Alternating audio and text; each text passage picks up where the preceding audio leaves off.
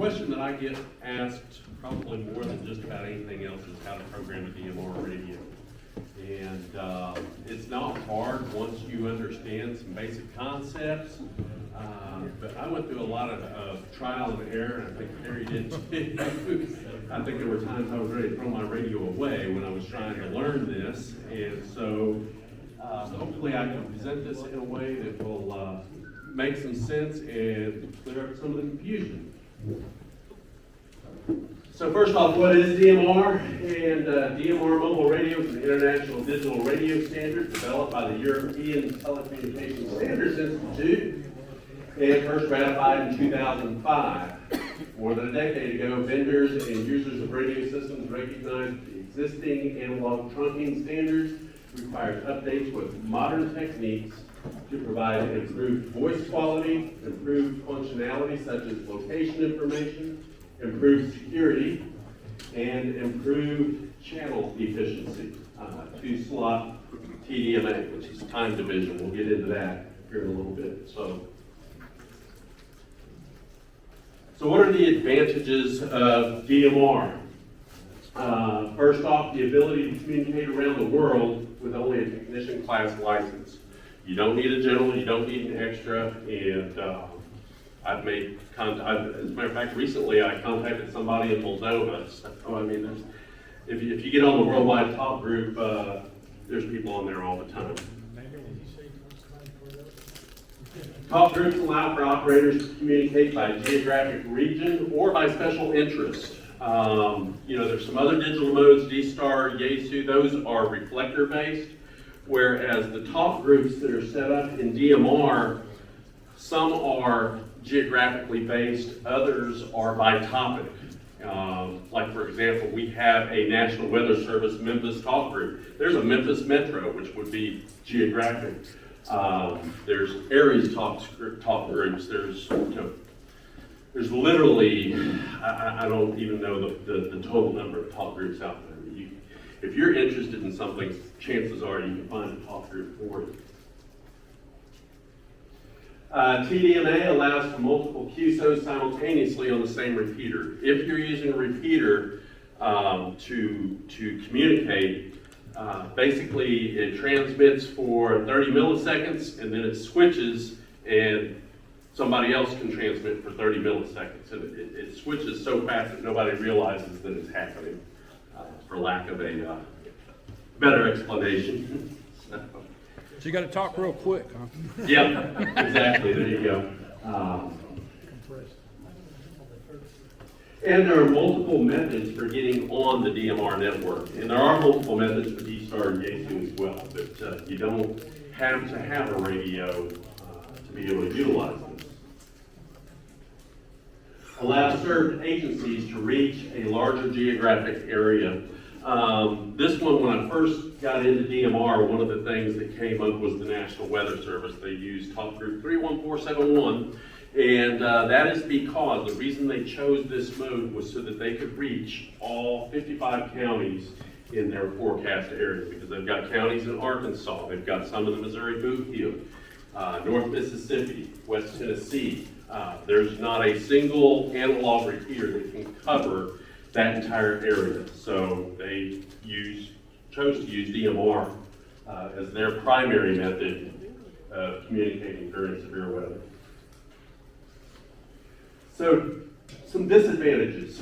Not usable when the internet is down. The internet is the backbone of this, so it's not very usable if the internet's down. You could use it locally, but that would be it. That would be no different than using an analog repeater at that point. Nearly impossible to program a radio from the keypad. I can't do it. Is there anybody here that can program one for digital? Oh wow, awesome. I can't do it. Once in a while. So, yeah. So you need a laptop. You need the software to be able to program it. Usually requires specific CPS software, character programming software, specific for each model to program. So you wouldn't be using Chirp to program your radio if you have a DMR radio. You Usually your radio will ship when you buy a DMR radio. It usually, unless you buy it from Connect Systems, comes with a programming cable. And it also, they'll either point you to or include a disc for the actual software to program it with. And you can buy two of the same model in some instances, and the programming softwares will be different because of different firmware on those radios. So some different methods that you can use to access DMR. You can use HT or mobile radio via a repeater. We have one repeater here in Memphis that is very stout, works really, really well.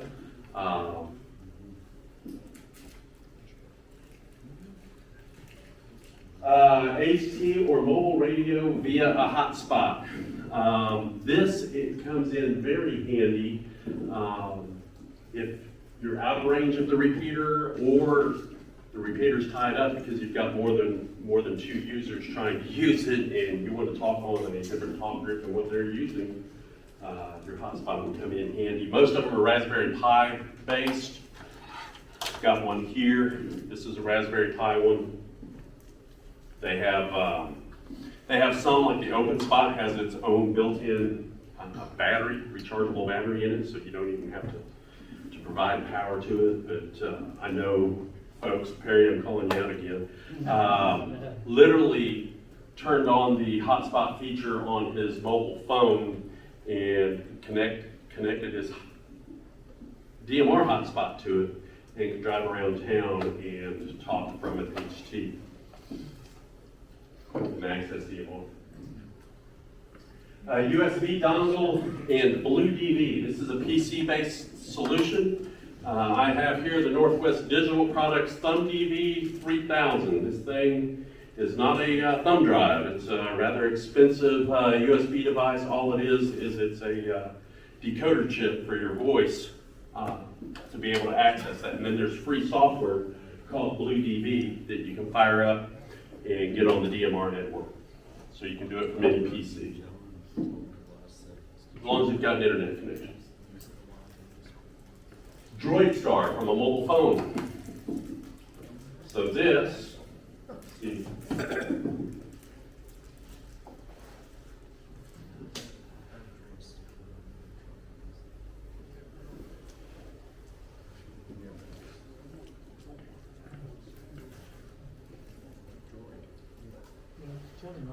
This is an app on the phone.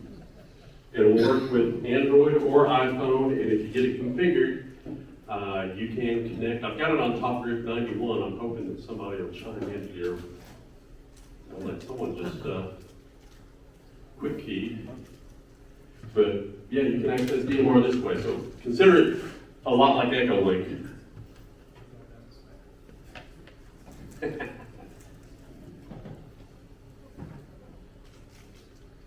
So using a repeater, you must be in range of the repeater. The gateway on the repeater may be down at times. I haven't ran into too many times that that's been an issue. And there's only 2 time slots available, so you may not be able to access the talk group you want, or more importantly, you may accidentally unlink a talk group that needs to stay up, because we have had that happen with the National Weather Service before, where somebody will knock 31471 off because they'll dynamically link a different group to it, not realizing that we have a deck or severe weather in the area. So this is, I don't know why I'm drawing a blank on the website. This is the W4 LET repeater information.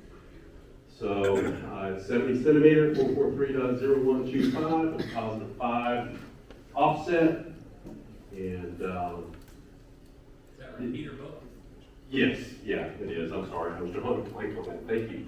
And you can note down here, this is where it says TS2, that stands for time slot 2. So time slot 2 is this talk group. For local, use time slot 1 for dynamic links. Also shows more information about like the statewide net is on time slot 2. So it gives you a little bit of an overview about what's going on with that repeater, and kind of set up for. So using a hotspot, it requires a direct connection to the internet. So you can do it through your cell phone, through Wi-Fi. You can plug a cable in to your router. You can hook it to your home Wi-Fi. The hardware is fairly inexpensive. Most of it is Raspberry Pi based. Pre-COVID, you could get a hotspot for less than $100, and that included the hat for it. Last I looked, the Pi Zero with the hat was around about 180, so they've almost doubled in price since COVID, as with just about everything else. You're able to use any talk group as long as you're generally the only person accessing the hotspot. I mean, you can do whatever you want. You don't have to worry about knocking somebody else offline. And there's a dashboard that allows you to see details about what's going on with the hotspot. And that is a picture of my dashboard for my hotspot at the house. And you can see here, this was actually that talk group 31471 was for the National Weather Service. That's the NWS talk group. It shows the date and time, what DMR mode you were, the call sign that it noticed, the source. If you're transmitting on this source will say RF. If it just heard somebody, then it does net for network. So lots of useful information on here. Blue DV. Again, it requires a direct connection to the internet. The USB dongle is about $139.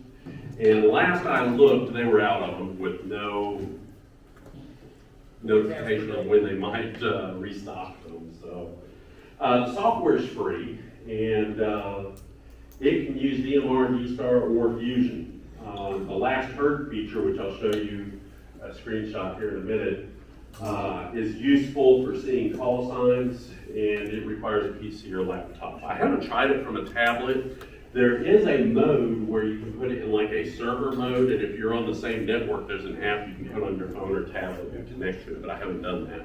I have. Okay. So there's a screenshot of that. This tab here, last heard, it will actually show like a list of call signs that have been on there. And when you're calling a net on DMR, that is really useful because you don't have to jot anything down or remember who it was. It shows right there on the screen. But as you can see, this I've got DMR selected here, but you can toggle this off and turn on V-Star or Fusion. This was on the worldwide talk group, 91. Are you connected with the HT, or is that just through your laptop? No, this has nothing to do with an HT or mobile. Just through your It's laptop? just through your laptop. Yep. Yeah, this is not, there's no RF involved in this method whatsoever. So computer audio and mic. Yeah. Yeah, you can use a headset or whatever you want really for audio. So DroidStar, I showed you that on my phone a few minutes ago. That requires either cellular or Wi-Fi internet connection. It's free. There's versions available for both Android and iPhone. It can be finicky to set up. I wish Scott McDermott was here because when we were going to HamFest over in Huntsville, we fought and fought and fought trying to get his configured and get it working. I think we did finally get it working, but and it's similar to use to Echolink. So any Echolink users in here, it's similar to that. It's just an app on your phone that you can use to access the DMR network. And there's a screenshot of that. All right, so DMR Networks is really two right now, Brandmeister and DMR-Mark. For the intents and purposes of our discussion tonight, we're going to be dealing with Brandmeister. I haven't really done much with any of the other DMR networks. Brandmeister has a website. This is a picture of their page.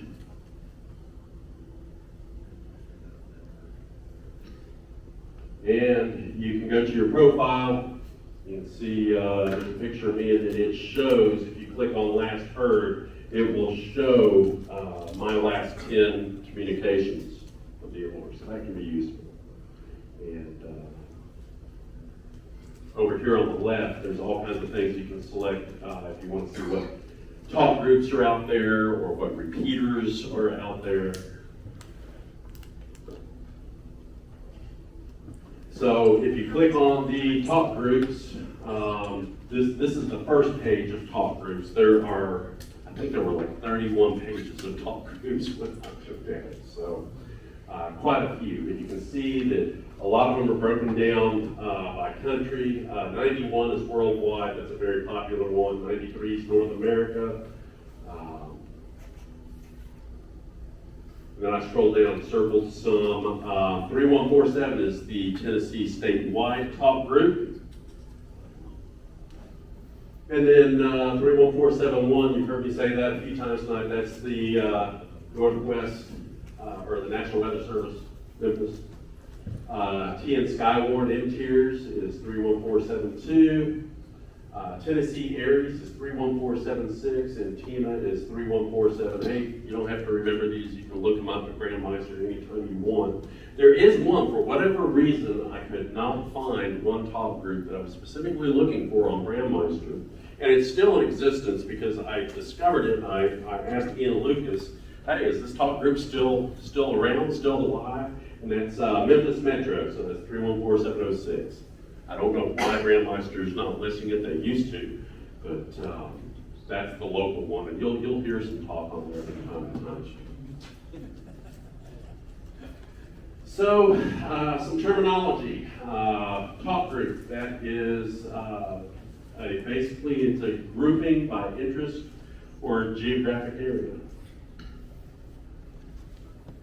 DMR ID, when you decide that you want to do DMR, you have to register for a DMR ID, and that ID gets programmed into your radio, and that ties your call sign to the DMR network. So everything on the DMR network uses this DMR ID, and you can register for that at radioid.net. A zone, I get a lot of questions about this. A zone is just a group of channels that you've programmed in your radio, used to organize things. And we'll get more into that here in just a minute. So what in the world is this code plug thing I keep hearing about? That's like the number one question. I constantly get people, hey, where can I download a code plug? I need a code plug for my radio. A code plug is nothing more than a fancy name for what software file gets loaded into your radio to tell it what to do. So a code plug will have your frequencies for the repeaters you wish to use. A code plug will have the talk groups that you wish to use. It'll have your DMR ID. And then the other thing it will have, and I want to be careful how I phrase this, but you will have a contact list that you can set up in your DMR radio as well.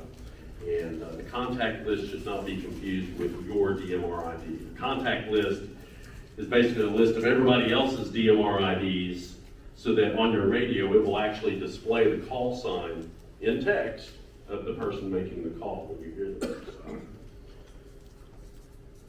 For those of you familiar with networking terms, the contact list is kind of like DNS or a host file for your radio. So yeah, your radioid.net, this is the form that you would fill out to register. I don't remember how long the turnaround was. I remember D-Star, when I registered for D-Star, I remember it took a while, more than a day. I think this came back fairly quick. So you heard me talk about zones. And zones, this is a picture of the zone screen from my software. A zone is just a grouping of channels. So I have channels, I've got a zone named hotspot. So what that is every channel that is programmed to use a hotspot is put in a zone called hotspots. I have Memphis Digital, that is all the channels that I programmed that I want to use to access the Memphis repeater. Then I have a Mid-South analog. That's all the analog repeaters. That's one of the neat things about DMR radios is that you can use it for both analog and digital. You're not stuck with only digital. Then you see some other fun ones. I have NASCAR Cup, Xfinity Series, Truck Series. I'm a diehard race fan, so I actually program these with transmit prohibit on, and I've got a headset that I can take to the racetrack and listen to the spotters and the crew chiefs and the drivers as they're racing. So that's why I have those on there. But as you can see, a code plug can be a very personal thing as far as there's not just one standard size fits all for a code plug. Everybody's going to have different interests, different tastes in what they want.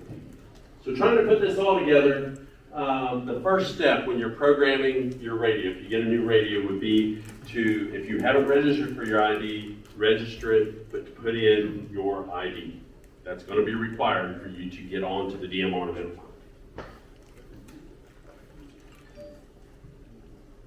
Next, you're going to enter the talk groups that you wish to use. So again, if you want to use every talk group that's out there, I don't know if that's even possible. But if you wanted to, you could set those up. And literally, it's just a list in the software that associates a number to the name of the group. Then you're going to create channels for the talk group / frequency. And this is often where it gets a little confusing. If you're using a repeater, you're going to have the same frequency over and over and over again, but each channel will be set to a different talk group, the talk group that you want to use for that channel. Have I lost you yet? So it didn't make sense to me at first, but then a light bulb moment clicked. I was like, oh wow, I got to create multiple channels for the exact same frequency for the repeater. And each channel you would select. All right, but when you're entering in, you say enter in the talk group, it's that number that you were talking about. Right. All right, that's, okay. And then guess what? If you decide that you want to use a hotspot, that's a different frequency. Well, you got to set up 75 more channels. If you're using 75 talk groups, and each one would have an individual. Thankfully, there's some utilities that help with this when you're working with a large number of groups. Then you want to create zones and add the channels to the zones. And again, it's all in how you want to do it. You don't have to copy what I did. A zone is just a group of channels that makes sense to use. You can only have one zone and just dump everything in there if you wish. Personally, I wouldn't do that because there's just so much stuff in there. And the zones actually make it easier to kind of sort everything out. So in the software, here's a picture of the talk group screen. And again, I don't have every talk group programmed in. I just have the ones that I thought I might need. So obviously I have worldwide, North America. The TAC 310 through TAC 319, there's usually some traffic on there. There used to be some controversy about 310. I don't remember what that was. Perry, do you remember what that? Well, everybody was on it, and it was just meant as a bridge, I think, so they finally kicked everybody off of there. Right. I think.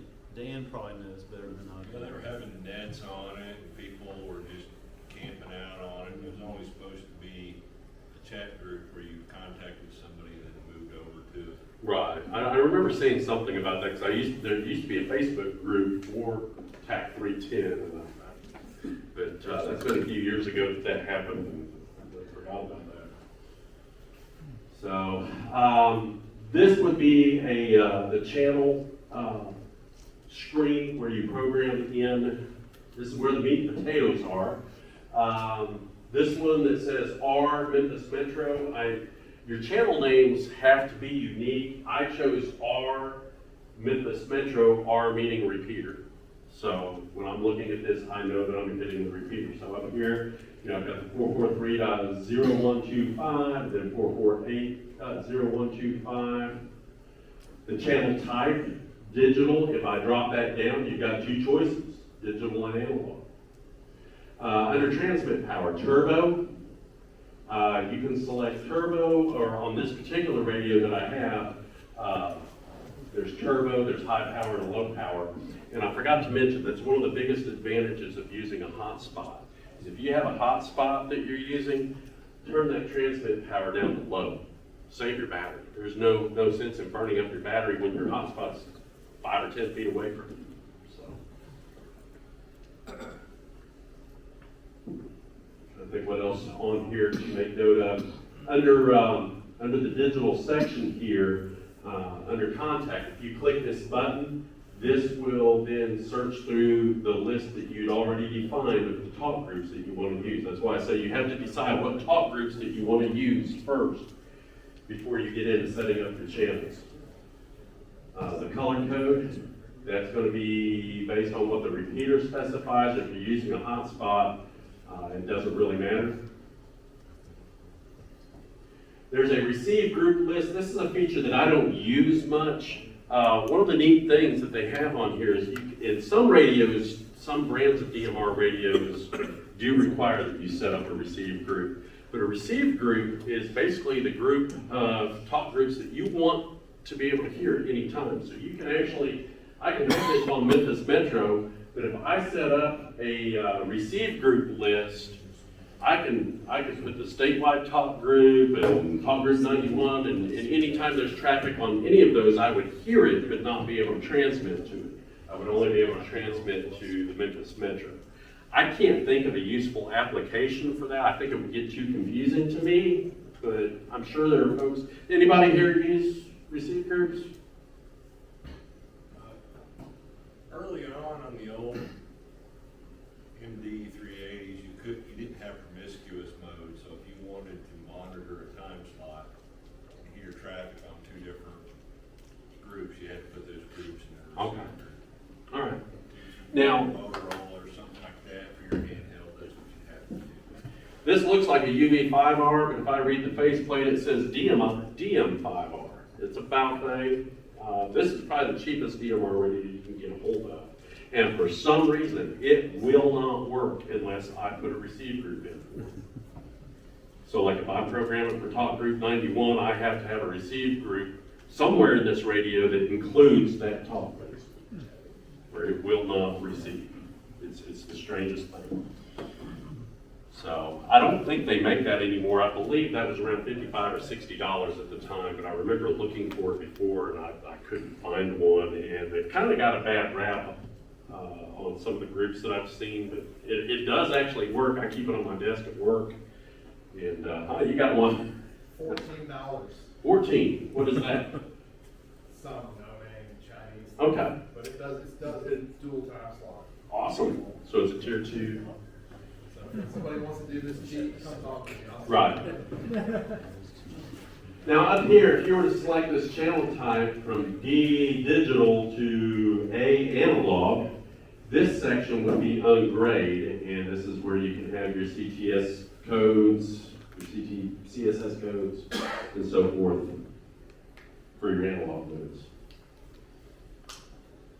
So once you have your channels programmed, the third or the final step is to put it into a zone. And that screen looks like this. Basically, this zone that I created was for Memphis Digital, and on the left-hand side are the available channels, and you can see there's these little buttons here to add it to the right to indicate that channel is a member of this zone. You can also highlight any of these, move them up and down, sort however you want. And then you can also have the default channel that it tunes to, the A and the B, up here.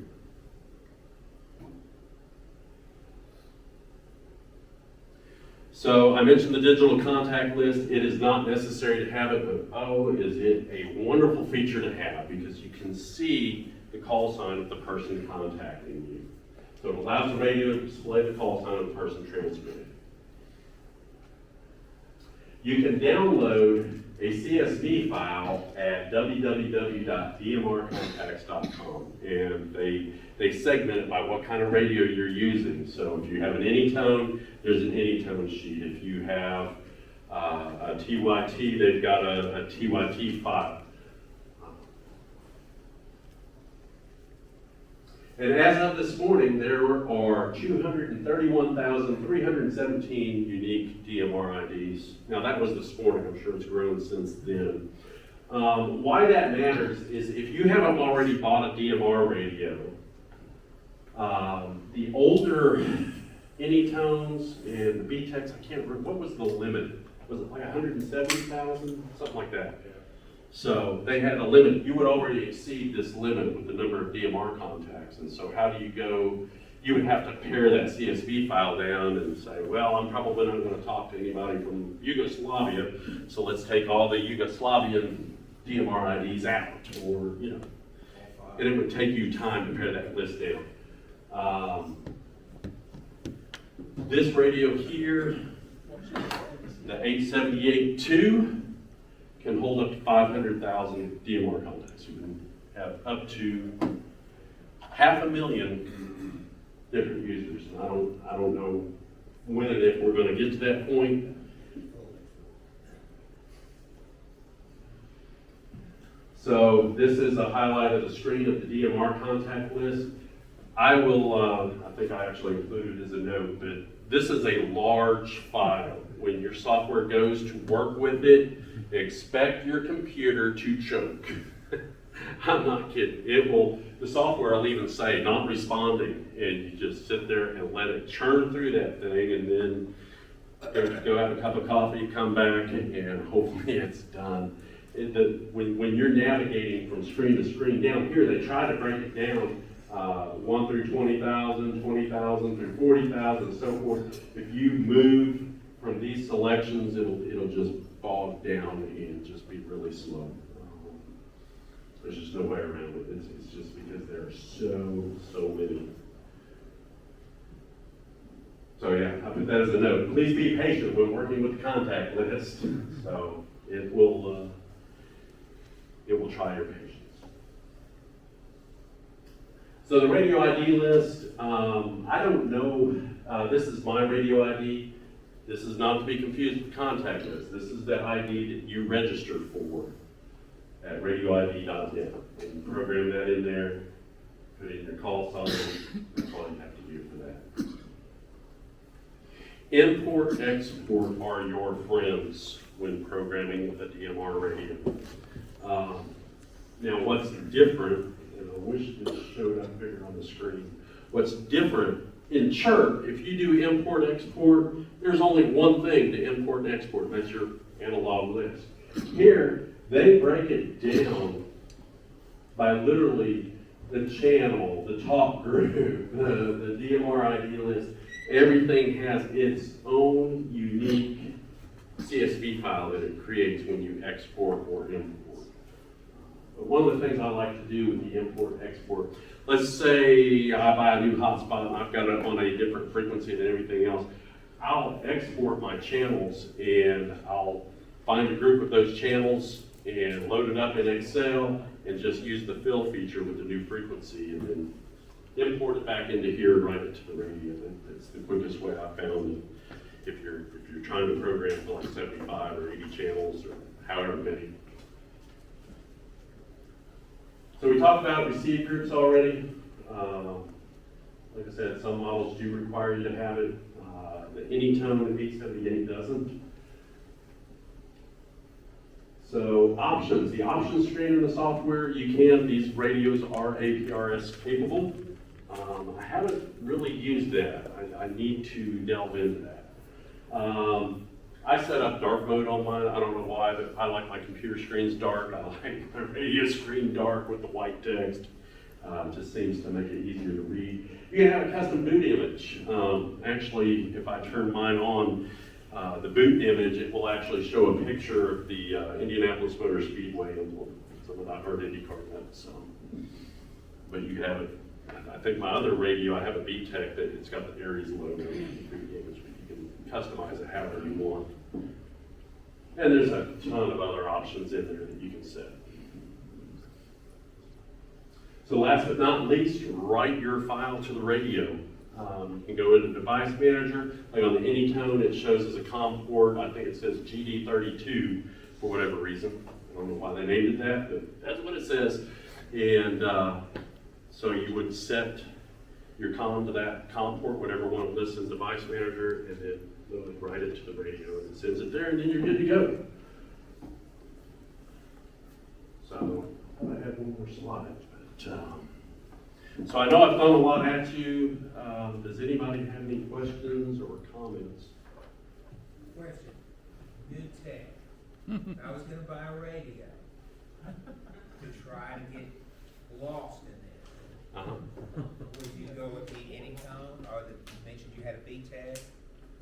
Um, Well, the BTEC DMR 6x2 is basically an exact copy of the Anytone. It's just got a different brand on it. But I'm partial to the Anytone. They're a little more expensive, but from what I've used, I think they're well worth it. And this does not feel like a Chinese radio. I mean, this is a hefty equipment. It's been proven. It's kind of the standard, pretty much. Would you go to Bridgecom? Yes.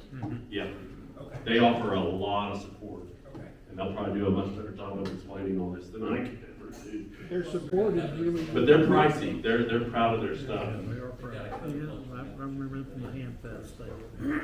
Well, the number one thing is you find a friend or whoever, This is and into you've got the radio same radio as your buddy, then you're in good shape, right? Yeah. So get a couple people together and do it, and that way you can kind of help each other and support each other. That builds community. YouTube has everything Yeah, in the there's a world lot you of- could wanna know how to do. There are a lot of good YouTube videos, a lot of good websites. Miklor, M-I-K-L-O-R, is a great source for information on this. I lost my train of thought. But yeah, the three things that I really want to emphasize when programming these is talk groups. Then talk groups get assigned to channels, and then the channels go into zones. If you remember those three things, that was the part that seemed to take forever for me to wrap my head around. One of the things that kind of was confusing to me when I first started doing this, and, you know, is to understand that DMR is primarily geared towards a business, commercial radio application. If you just understand that, so like, I used to work at the Nucor Steel Mill, and we had those radios, they were all DMR. Right? So I know all the employees that have the radio, right? The contact list is all the employees. Well, in ham radio, it's decentralized. How would I know all the hams? And so that's why you have to go out to the internet and pull in all those contacts if you want to see it on your screen. That is a wonderful explanation. Yeah. Because it wasn't developed on Motorola. And us hams, we like to adapt everything that we can to our use, and so this quickly got done. And D-Star Fusion, you don't have to worry about this. Most of their radios come pre-programmed. You can get on the air. I literally bought my ID52A at Huntsville and unboxed it, was on the air in minutes. But DMR is more heavily used for some of the specialized stuff that we do around here. Hey, one of the things I think is also important to point out is, like you said, National Weather Service is using this. And, you know, Dan and I helped put up a repeater in Wydeville to give coverage up there because those folks had nothing. So now they've got this amazing, you know, DMR repeater which covers the boot heel and everything. And the point of doing it was not to pat ourselves on the back, but just to say like, hey, these guys can now get on time slot 1, National Weather Service, and talk straight back to the Weather Service. So the point is to be able to link stuff up and do it in a very high quality and efficient way. And if you do this with like All-Star and all these other things, I mean, it's doable, but it's not clean, it doesn't work quite as nice. And when we link with All-Star, you have to allow pauses. Same way with Echo Link, we have to allow extra pauses. The DMR is instant on these. Come on. Not Nothing All-Star, we use it here because the National Weather Service ruling 146.625 and 14545. So, you know, because the National Weather Service, they want to reach as large of an audience as they can. They want to hear anybody and everybody if there's severe. They wanna gather information from a large. Exactly. Yep. All right, good stuff. Thank you. Well, hopefully I haven't thoroughly confused everybody. All right, well, if there are no further questions, that's all I have.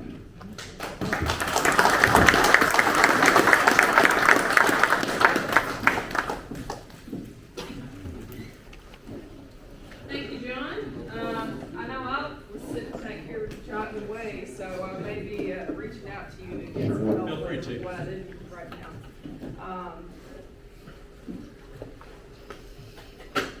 All right, so I do want to take a moment just to